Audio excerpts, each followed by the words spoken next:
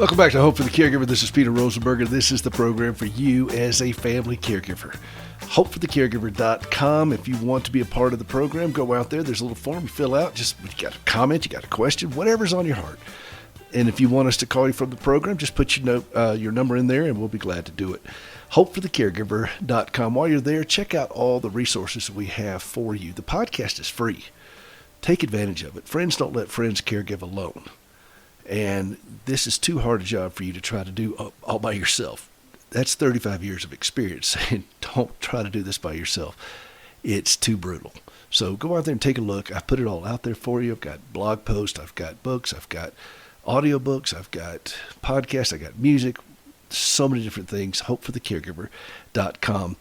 I was doing an interview this week on a radio program, and it swerved into the political. I'm a political junkie. I'm very much involved in what's going on.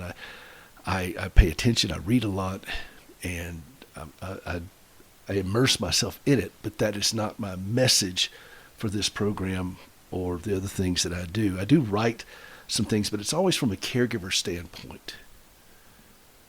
But I got a really interesting question. And he asked me, he said, what can we expect from Congress? And I told him, I said, well, we need to, number one, stop expecting Congress to do anything and start demanding that they do it.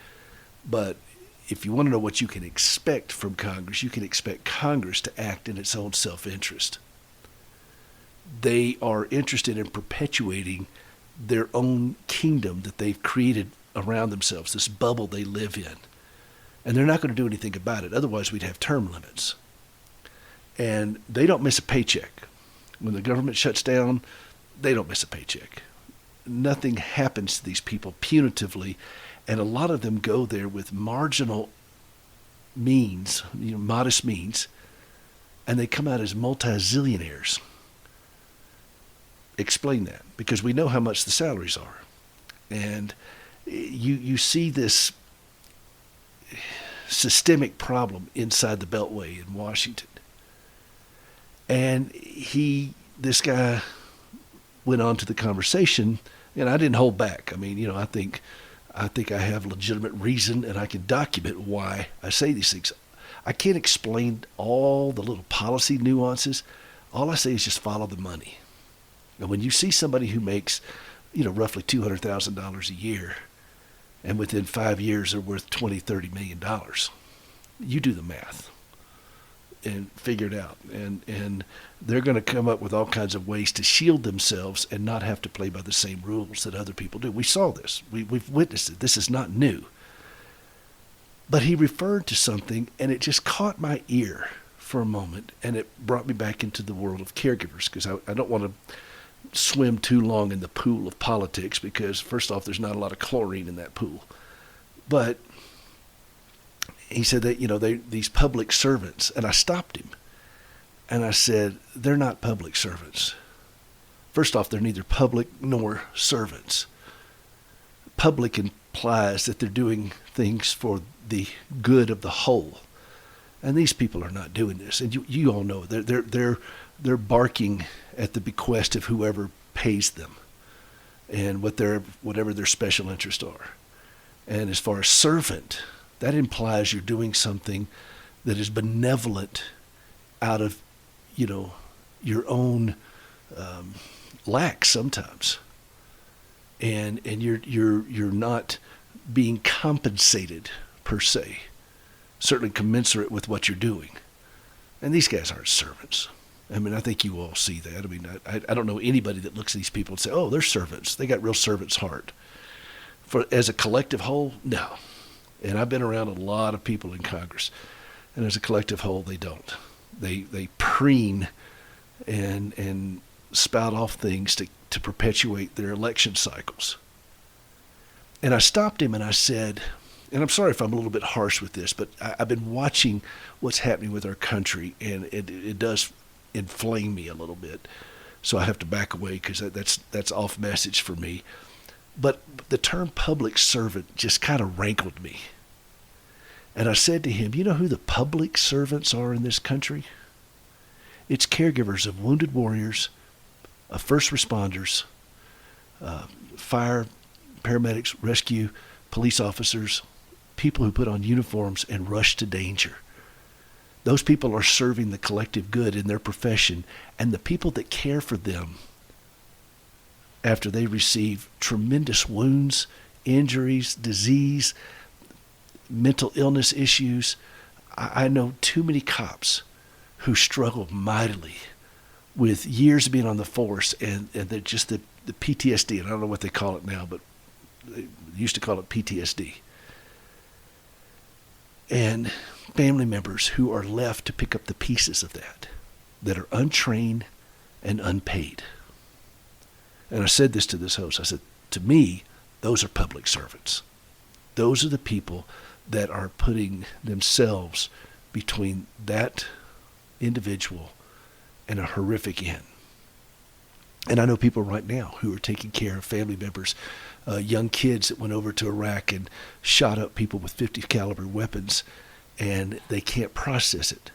It's overwhelming to them, and they're not able to function very well, and they're battling terrible demons over this.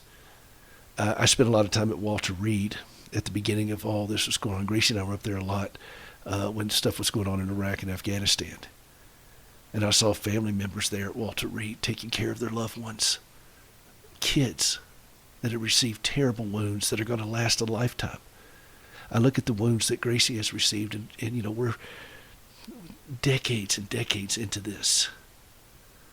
And I know the kind of wounds that will last a lifetime. We get these kids over there that we saved their life, but they have terrible traumatic brain injuries. We get police officers who are dealing with stress and unbelievable things they've had to see. We have child and family protective services. And these people have to see terrible things that are done to children. And who cares for them? They have a wife, they have a husband, they have kids, they have a father, a mother, a family member, a friend that sees to them because the blackness just overcomes them, the despair overcomes them. They can't fight against that enemy.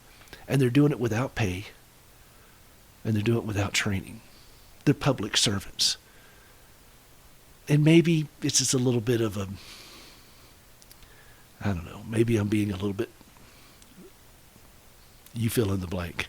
If I'm being too harsh, let me know. I don't mean to be, but it just rankled me that these people of privilege and elitism who dictate from on high how the rest of the country should live, and they don't follow the same rules themselves, and yet they call themselves public servants. They call themselves honorable. And I just raise your hand if you think that they're honorable. Raise your hand. I mean, look at the approval rating of Congress. And they posture and they genuflect all to each other. And yet right now I can rattle off names of people who are taking care of some of the bravest people that I know. And they're way in over their heads. And they don't even know what help looks like or where to go for it. And I keep them in mind when I do this program. I talked to a buddy of mine who was really passionate about going out to help with the number 22, which was these vets every day that would commit suicide. 22 a day. And he would, when I lived in Nashville, we were right there near Fort Campbell, and I would hear so many stories of these young men and women coming home from the battle, and young husbands. And their wives would wake up at night and see him holding a loaded .45. And she's completely unprepared for this, to deal with this. My dad's a military chaplain. He's retired now, but he spent a lot of time with a lot of servicemen and women and their families. Still does, throughout his entire ministry. I mean, I don't think you ever stop being a minister, certainly of the caliber he is. And even though your body is frail and you can't do a lot of things, you get older, it's still in you to speak life into those who are struggling. And we as a nation owe it to these people to speak life into their lives and to let them know that they're seen and they're heard.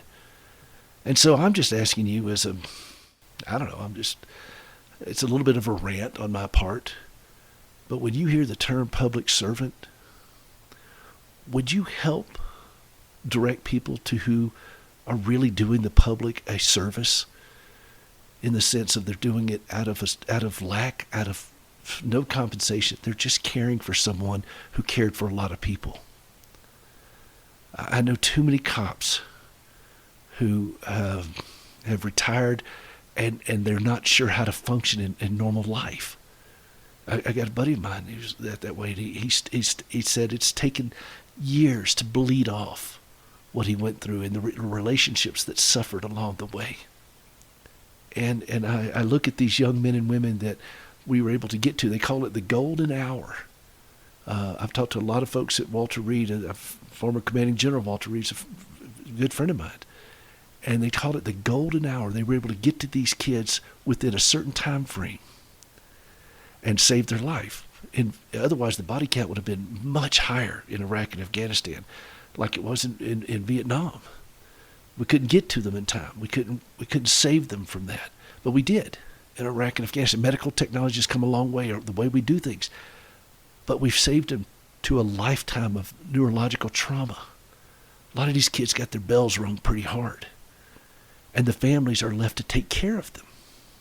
And I just wanted to let you know that if that's where you are today, if you are one of those family members that are doing that, please know how important you are and that you are truly serving this country in a way that is so deeply important and honorable.